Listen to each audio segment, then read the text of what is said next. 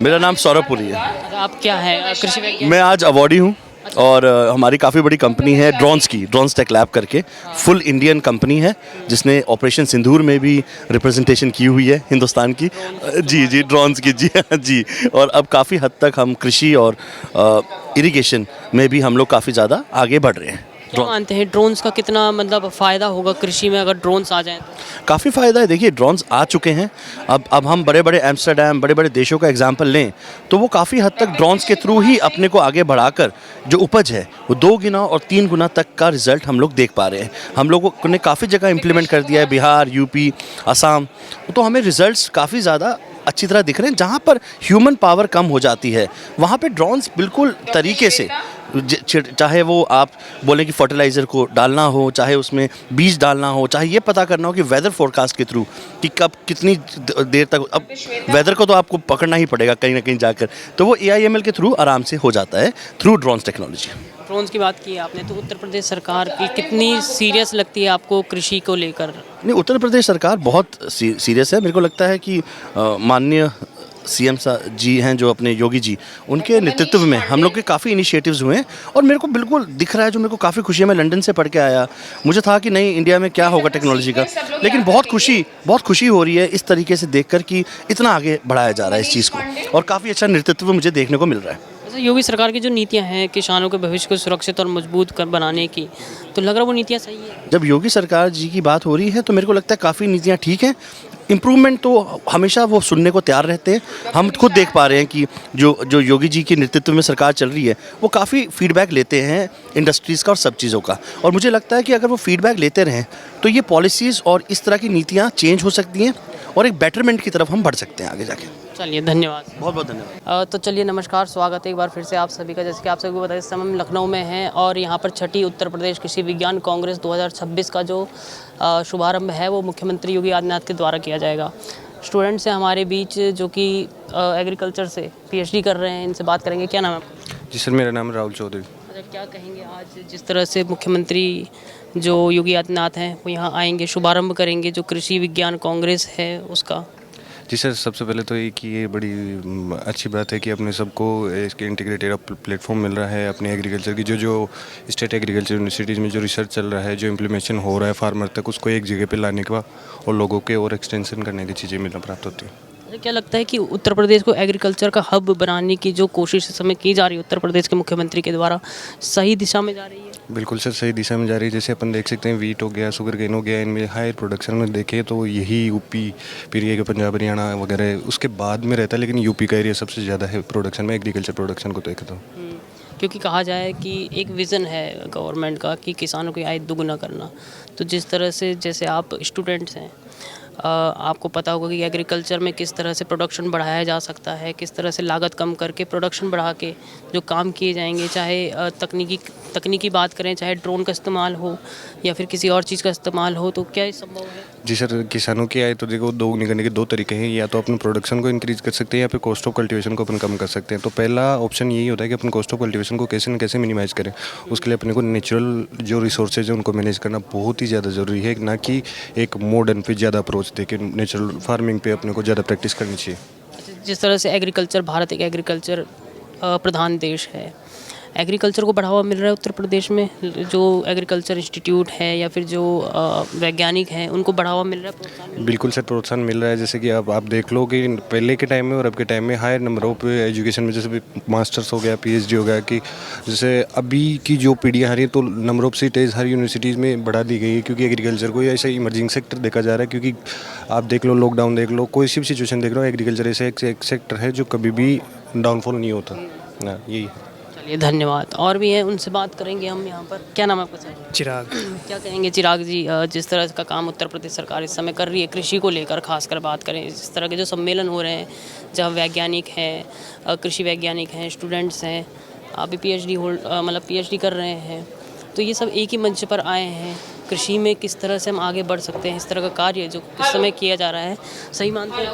बहुत सही इनिशिएटिव है ये एक, और हम तो चाहेंगे कि ऐसे और सारे कॉन्फ्रेंसेस हो जिसमें सारे डेलीगेट मेंबर, सारे स्टूडेंट्स मिलें, अपने नॉलेज शेयर करें, क्योंकि हम सब अलग अलग डिपार्टमेंट से हैं, सबके अलग अलग काम होते हैं, और जब तक वो सारे काम कोलैबोरेट नहीं होंगे, एक साथ नहीं आएंगे, तब तक हमें एक प्रोडक्टिव चीज़ नहीं मिल सकती। क्योंकि ये एग्रीकल्चर एक प्रोडक्टिव है कि अगर डिपार्टमेंट मिलकर सब मिलकर एक काम करते हैं और एक अच्छी हमें किसानों के लिए मदद करते हैं।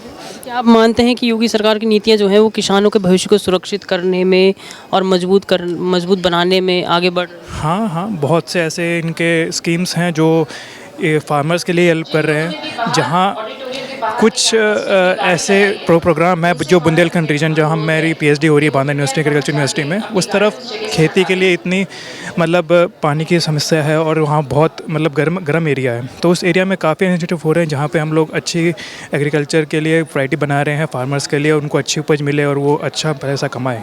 जिस तरह की जो तकनीक है, जो मशीनें इस समय यूज़ की जा रही हैं, तो लग रहा फ़ायदेमंद है जिस तरह से जो आधुनिकीकरण हो रहा है इस समय कृषि। जी जी, बहुत ही मतलब नई तकनीकें अभी यहाँ लाई जा रही है, किसानों के बीच उनको उपस्थित किया जा रहा है और बहुत सी ऐसी चीज़ें हैं जो हमें फ्रंट पेज पर नहीं दिख रही हैं, बट वो हो रही हैं चीज़ें। तो हाँ, क्योंकि हम लोग जुड़े हुए हैं, हम भी किसानों से मतलब मिलते हैं, हमारे FPOs होते हैं, हमारे जो एडवाइज़र उनके साथ, तो ये चीज़ें किसानों तक पहुँच रही हैं काफ़ी। किसान अब खुश हैं, मतलब जहाँ इस समय चल रही है, किसान खुश हैं, संतुष्ट हैं? मेरे से तो खुशी होनी चाहिए अभी तक तो, क्योंकि जहाँ हम जिस एरिया में हम हैं वहाँ पे किसान हमसे मिलते हैं, वो तो बहुत खुश हैं हमसे, बहुत मतलब आके हमसे पूछते हैं, हमें बताते हैं, तो वो काफ़ी चीज़ें हमसे मतलब स्टूडेंट से पूछते हैं तो खुश होते हैं, बात करते हैं। कुछ कमियाँ रहती हैं, वो तो कमी तो हर चीज़ में रहती हैं, बट ऐसा नहीं, ओवरऑल किसान खुश हैं। चलिए, धन्यवाद। अविनाश होता, क्या करते हैं आप? PhD scholar. PhD स्कॉलर हैं।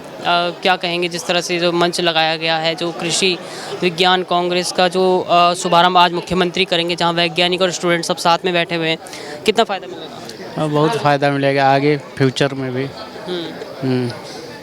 कैसे देखते हैं उत्तर प्रदेश में जो कृषि का विकास हो रहा है, संतुष्ट हैं आप उससे? हाँ, संतुष्ट जी।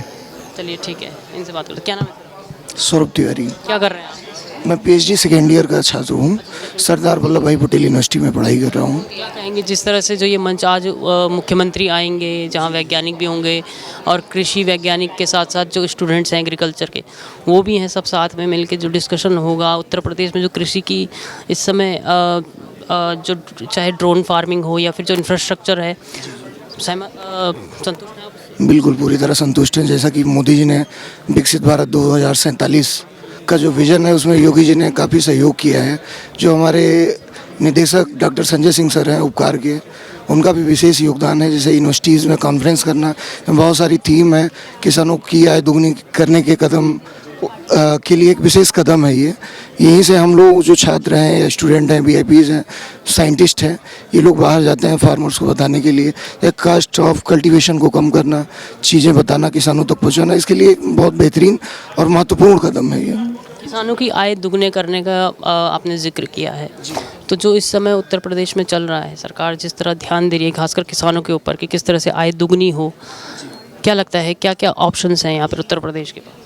उत्तर प्रदेश के बाद जैसे सर यहाँ पे कॉन्फ्रेंस हो रही है, नेचुरल फार्मिंग है, ऑर्गेनिक फार्मिंग है, कॉस्ट ऑफ कल्टीवेशन, जैसे जो वर्मी कंपोस्ट है हम लोग बनाते हैं, जैसे खाद है, खाद को कम करना, पेस्टिसाइड को कम करना, कॉस्ट ऑफ कल्टीवेशन को कम करना, तो इससे जो है किसानों की आय दुगनी होगी। उसके बाद जो प्रोडक्शन हो रहा है उसको बेचना, कहाँ क्या मार्केट है, वही चीज़ों के लिए कॉन्फ्रेंस होती है कि किसानों को कहाँ पे बेचना है, किस टाइप से बेचना है, उनको प्रॉफिट ज़्यादा से ज़्यादा हो सके। क्योंकि जो ऑर्गेनिक प्रोडक्ट हैं उनकी क्वालिटी अच्छी होती है, वो महंगे दामों पे बिकते हैं।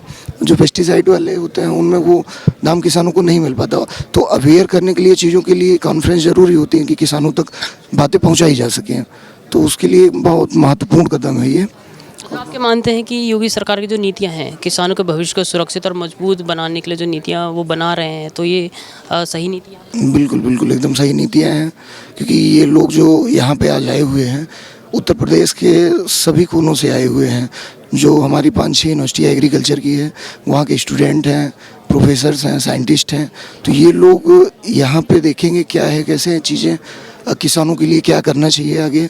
तो यहाँ पे जब सारे लोग बैठेंगे, कोलैबोरेट होगा सबका कि क्या आगे करना कैसे है, तो वो काफ़ी महत्वपूर्ण है और किसानों को काफ़ी फ़ायदा होगा इससे। क्या नाम है?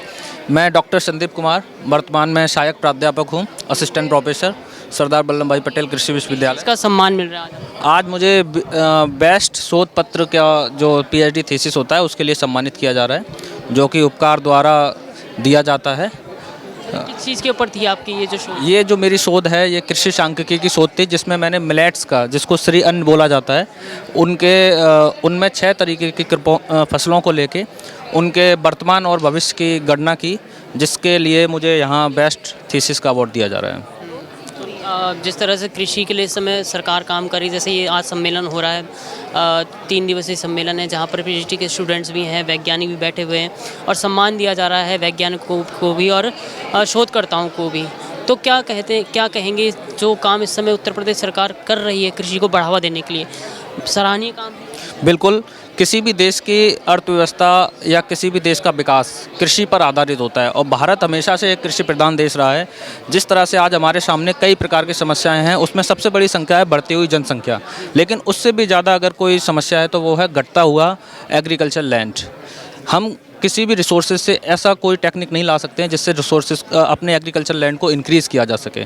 तो सबसे पहले हमें जो अपनी कृषि भूमि है उसको बचाना भी होगा और कुछ ऐसी तकनीकें लानी होंगी जिससे उत्पादकता फसल की बढ़ सके, क्योंकि प्रोडक्टिविटी अब ज़्यादा होगी तो हम प्रॉपर पॉपुलेशन के लिए फूड का अरेंजमेंट कर पाएंगे। 2047 का लक्ष्य लिया गया है और अभी एक और लक्ष्य है कि किसानों को आय जितनी दुगनी करने का लक्ष्य। बिल्कुल, जिस वर्तमान में हम कई फसलें ऐसी हैं जिन पे पूर्णतः डिपेंडेंट हैं और बाकी के देश हमारे ऊपर डिपेंड रहते हैं। बहुत सारी फसलें हैं जिनके प्रोडक्शन में हम पहले नंबर पे आते हैं, मिल्क प्रोडक्शन में, potato, pulses and many others crops are there, but हमें इससे ज़्यादा करने की ज़रूरत है, क्योंकि आने वाले समय में जिस तरह से पॉपुलेशन का ग्रोथ हो रहा है, पॉपुलेशन का जो वर्तमान रेशियो 1.21% जो है, उसको इंक्रीमेंट को समझते हुए देखते हुए हमें और ज़्यादा उत्पादकता बढ़ाने की आवश्यकता है। ऐसी प्रजातियाँ हमें डेवलप करनी होंगी जिससे उत्पादकता अधिक हो, एरिया कम हो लेकिन उत्पादकता ज़्यादा से ज़्यादा मिल सके। क्या नाम है आपका? Doctor BVS Sisodia. क्या करते हैं आप? मैं तो रिटायर्ड साइंटिस्ट हूँ। क्या कहेंगे आज का जैसे ये जो सम्मेलन किया जा रहा है जहाँ पर जो स्टूडेंट्स हैं एग्रीकल्चर के और एग्रीकल्चर साइंटिस्ट हैं, सब एक ही मंच पर आ रखे हैं? ये सारे एग्रीकल्चर यूनिवर्सिटी का ही एक आपका जो हमारे उत्तर प्रदेश के अंदर जो हमारी 4 यूनिवर्सिटी हैं एग्रीकल्चर, इसके अलावा जो सेंट्रल एग्रीकल्चर यूनिवर्सिटीज़ हैं, अब झांसी में, एक BHU में, और इस तरह से एक आपका प्रयागराज में है। ये सबका एक समागम है आज की तारीख में, जो एग्रीकल्चर साइंस के ऊपर जो हमारे रिसर्च हो रहे हैं, अनुसंधान हो रहे हैं, उसका एक लेखा जोखा प्रस्तुत करते हैं लोग यहाँ पे और आगे की रणनीति निर्धारित करते हैं कि हमारा कृषि किस तरह से जो है विकास करेगा। पर्टिकुलरली जो है आज के तारीख में जो हमारी ज़रूरतें हैं, सीरियल में हमारे ऑलरेडी हम बहुत पैदावार कर रहे हैं कृषि में। राइस मीन्स धान और गेहूँ में ज़्यादा हमारी पैदावार हो रही है, हम देश से बाहर पे एक्सपोर्ट भी कर रहे हैं। बट आज के तारीख में भी अभी भी हम ऑयल सीड में और पल्स में हमारी जो है प्रोडक्शन कंजप्शन के हिसाब से कम है। बताइए कि जैसे आपने कहा आप रिटायर हो चुके हैं, तो जो पहले 20 साल पहले देखें कृषि के जो तरीके थे और अब जो जैसे ड्रोन्स आ गए हैं और अलग अलग मशीनें आ गई हैं, तो कितना मानते हैं कि किसानों को फ़ायदा होगा या उनकी जो फसल है उसकी पैदावार बढ़ेगी या लागत कम आएगी? अब ड्रोन तो हर किसान नहीं यूज़ कर सकता है। ड्रोन जो यूज़ होता है, ड्रोन का जो यूज़ करने का जो एप्लीकेशन में है, जैसे हमारे बहुत सारे जो है बहुत सारे जो हर्बिसाइड्स हैं जो हमें उनका छिड़काव करना होता है, तो ड्रोन से पॉसिबल तो है, बट वो उसके लिए अगर बहुत लार्ज एरिया हो तब हो पाएगा। एक छोटा सा किसान जो अभी 1 हेक्टेयर की खेती करता है वो ड्रोन नहीं ले सकता है, और उस ड्रोन की उसकी ज़रूरत भी नहीं है। ज़रूरत किसको है ड्रोन की? जो बड़े बड़े किसान हैं जिनके पास 10-15 हेक्टेयर खेत है और वो ड्रोन का है। बट समस्या क्या है कि हमारे देश में, इवन हमारे प्रदेश में जो 75% किसान हैं, उनकी लागत, उनकी जो खेती का आकार है वो 1 हेक्टेयर से कम है। 1 हेक्टेयर से कम है। 70% किसान हमारे ऐसे हैं कि 1 हेक्टेयर से कम हैं खेती वाले, और 10-15% और आप बढ़ा लीजिए तो मार्जिनल फार्मर्स हैं, और 10-15% और जोड़ दीजिए तो लगभग 90% किसान जो है हमारे 2 हेक्टेयर के नीचे वाले हैं। तो उनके लिए ड्रोनों का कोई मतलब नहीं है, जो मेरा जो विचार है। वो आगे की बात अलग है। हाँ, ड्रोन है जिनके बड़े फार्मर हैं तो ड्रोन को यूज़ कर सकते हैं।